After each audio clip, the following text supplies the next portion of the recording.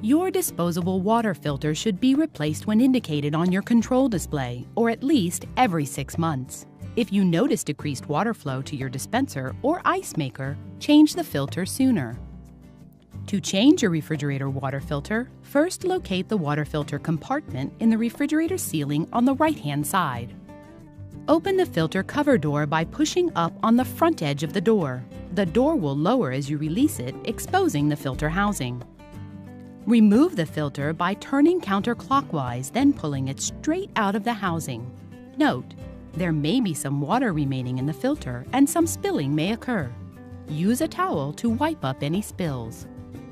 Remove the new filter from its packaging and remove the protective cover from the O-rings. Be sure to check that the O-rings are still in place after the cover is removed. Align the notch on the water filter with the opening in the housing and gently push the filter into place. Turn the filter clockwise until it stops to ensure the filter is installed correctly. Note, if the filter is not turned completely and locked into the housing, the water dispenser will not operate and water will not flow from the dispenser.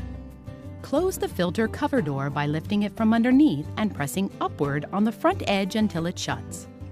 Anytime a filter is removed or replaced, you should flush the water system. To properly flush your water system, you will need to run 3 gallons of water through the dispenser before use.